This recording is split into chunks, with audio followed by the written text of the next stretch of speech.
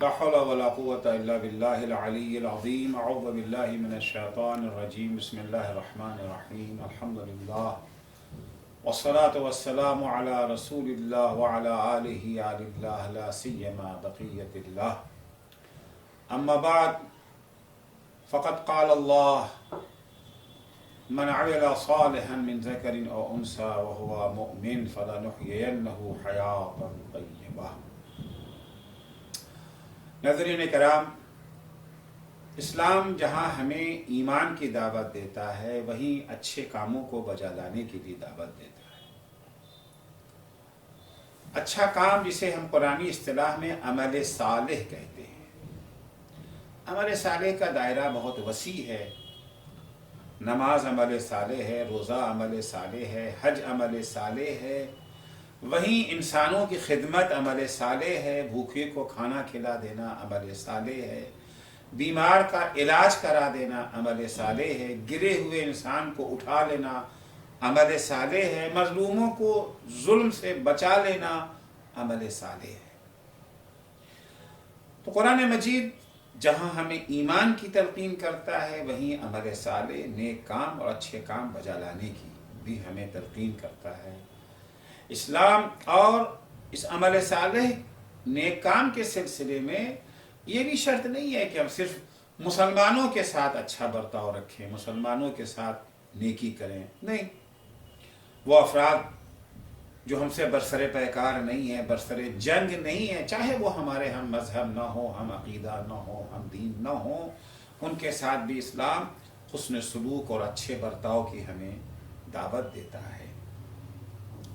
School بنا دینا عمل صالح ہے، اسپتال بنا دینا عمل صالح ہے، راستے بنا دینا، پل تعمیر کر دینا جس سے لوگوں کی مشکلیں دور ہو جائیں، یہ سب عمل صالح ہے. لیکن ایک بات کا دھیان رکھنا ضروری ہے کہ عمل صالح کے لیے صرف اس کام کا اچھا ہونا ضروری نہیں ہے، کافی نہیں ہے، بلکہ اس کام کے اچھے ہونے کے ساتھ ساتھ اس کام کو انجام دینے کے لیے جو راستہ ہم نے اختیار کیا ہے، جو طریقہ ہم نے اختیار کیا ہے، اس راستے، اس وسیلے، اس ذریعے، اس طریقے کو بھی اچھا ہونا ضروری ہے. بہت سارے افراد، بہت سارے مکاتب فکر ایسے ہیں جن کا نظریہ یہ ہوتا ہے کہ آپ کی نیت اچھی ہونی چاہیے، آپ کا مقصد اچھا ہونا چاہیے، جو آپ نے راستہ، جو طریقہ، جو وسیلہ اختیار کیا ہے وہ اچھا بھی ہو سکتا ہے، برا بھی ہو سکتا ہے. اس میں کوئی یہ شرط نہیں ہے کہ حتماً وہ وسیلہ، وہ طریقہ اچھا ہی ہو.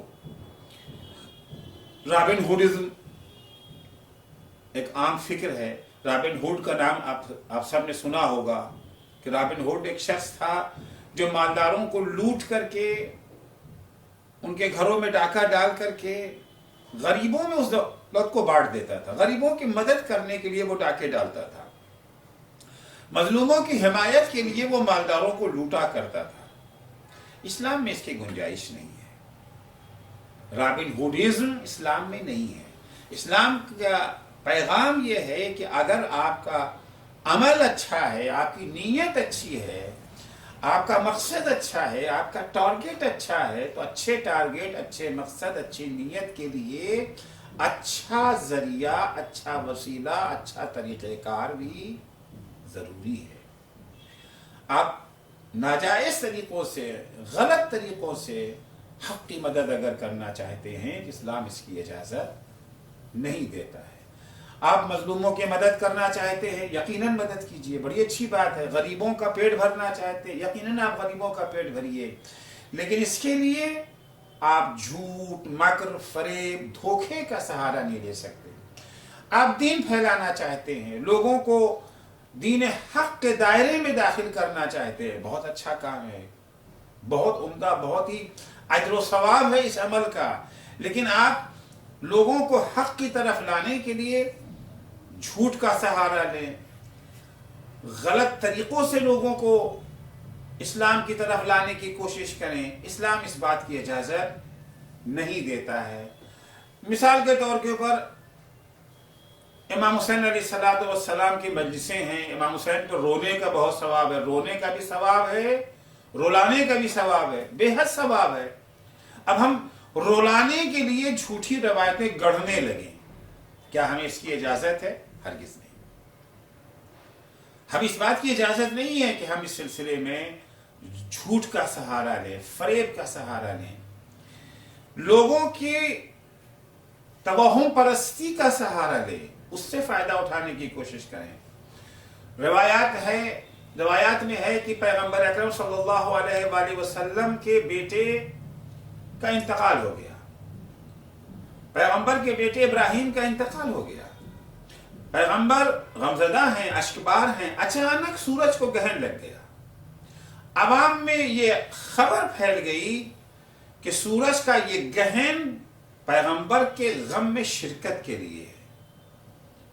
یہ خبر سننے کے بعد، یہ افواہ پھیلنے کے بعد، وہ افراد جن کا ایمان کمزور تھا ان کا ایمان مستحکم ہونے لگا کہ اچھا، اس کا مطلب ہے کہ پیغمبر کی اللہ کی نگاہ میں بڑی عظمت ہے کہ آپ کے بچے کے انتقال کی بنا پر خدا بھی غم میں شریک ہو گیا، سورج کو گرہن لگ گیا.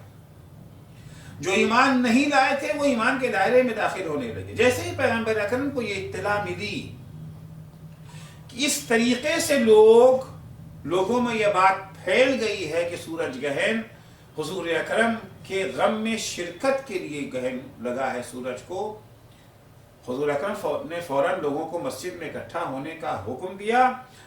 اور جب سب اکٹھا ہو گئے تو پیغمبر نے اعلان کیا چاند گرہن، سورج گرہن اللہ کے نشانیوں میں سے، اللہ کا ایک نظام ہے، ایک سسٹم ہے، اس کا کوئی تعلق میرے بیٹے کے انتقال سے نہیں ہے. آپ دیکھیں، پیغمبر نے تو نہیں نہ کہا تھا، خود پیغمبر نے جھوٹ نہیں بولا ہے، مگر ایک جھوٹ بات پھیل گئی ہے اور ایک جھوٹی بات سے بظاہر حق کو فائدہ پہنچ رہا ہے، دین کو مدد مل رہی ہے، مسلمانوں کی تعداد میں اضافہ ہو رہا ہے، لوگوں کا ایمان مضبوط ہو رہا ہے. پیغمبر نہ صرف یہ کہ یہاں پر پیغمبر نے سکوت اور خاموشی اختیار نہیں کی، بلکہ پیغمبر اس کے خلاف آواز بلند کرتے ہیں. لوگوں کے ایمان کا مستحکم ہو جانا ایک اچھی بات ہے، لوگوں کا اسلام کے دائرے میں داخل ہونا ایک اچھی بات ہے، اسلام کے دائرے میں وسعت آ جانا یہ اچھی بات ہے، لیکن اس کے لیے راستہ غلط اختیار نہیں کیا جا سکتا ہے. لوگوں کی توہم پرستی سے فائدہ نہیں اٹھایا جا سکتا ہے، خرافاتی عقائد کا سہارا نہیں لیا جا سکتا ہے، کیونکہ اسلام وہ دین نہیں ہے کہ جہاں یہ کہا جا سکے یہ میکیاویل کا نظام ہے، یہ جو ہے میکیاویلزم ہے کہ آپ اپنے مقصد تک پہنچنے کے لیے، آپ کا مقصد اچھا ہونا چاہیے، آپ اس کے لیے کچھ بھی کر سکتے ہیں.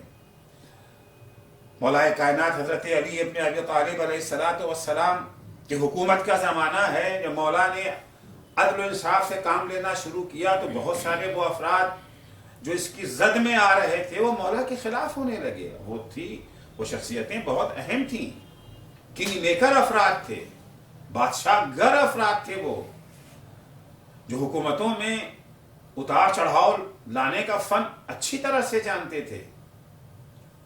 کی شکایتیں آنے لگی کہ اگر آپ ہمارے ساتھ یہ برتاؤ کریں گے تو آپ کا ہم ساتھ چھوڑ دیں گے. دھمکیاں ملنے لگی، دھمکیاں اس حد تک بڑھ گئی کہ مولا کائنات کو اپنوں نے مشورہ دینا شروع کیا کہ مولا تھوڑا تو سمجھوتا کرنا پڑے گا. مولا نے فرمایا اتأمرونی ان اطلب النصر بالجور، کیا تم مجھے اس بات کا مشورہ دیتے ہو کہ میں ظلم کے ذریعے سے کامیابی حاصل کروں؟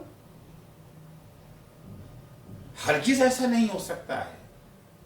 مولا کسی قیمت پر بھی اس بات پہ تیار نہ ہوئے کہ ظلم کا سہارا لے کے غلط طریقے سے اپنی حکومت کو مضبوط بنائیں. جس وقت ابن عباس آ کر کے مولا کائنات سے کہتے ہیں مولا کی پھٹی ہوئی جوتی پڑی ہوئی تھی، مولا نے ابن عباس سے کہا ابن عباس سے جوتی کی کیا قیمت ہے؟ کہ مولا اس میں اتنے پیبند لگے ہیں کہ مارکیٹ ویلیو تو اس کی کچھ بھی نہیں ہے. امام فرماتے ہیں کہ اگر میں حکومت کے ذریعے حق نہ قائم کر سکوں، باطل کو مٹا نہ سکوں، تو یہ جوتی میرے نزدیک تم پر حکومت کرنے سے زیادہ بہتر ہے. مولا نے ایسی بات ہے کہ حکومت کو مضبوط حق کی حکومت کو مستحکم بنانا، زوال سے بچانا، اس سے اچھا کام اور کیا ہو سکتا ہے؟ بہترین کام ہے یہ، بہترین عمل صالح ہے یہ. لیکن مولا اس عمل صالح کے لیے، اس حکومت کے استحکام کے لیے، حق کی حکومت کی بقا کے لیے غلط راستہ اختیار کرنے کو تیار نہیں ہوئے. ظلم کا سہارا لینے کے لیے مولا کائنات ہرگز تیار نہیں ہوئے. اسلام کی اہم تعلیم یہ ہے کہ آپ عمل صالح بجا لائیں، اچھے کام کریں، حق کا دفاع کریں، باطل کو مٹانے کی کوشش کریں، ظلم کو مٹانے کی کوشش کریں، مگر اس کے لیے جو راستہ اختیار کریں، جو ذریعہ چنیں، جو وسیلہ اپنائیں، وہ حق کا راستہ ہونا چاہیے۔ باطل کے راستے پر چل کر کے حق کے لیے کام کرنے کی اسلام اجازت نہیں دیتا ہے۔ السلام علیکم ورحمۃ اللہ وبرکاتہ۔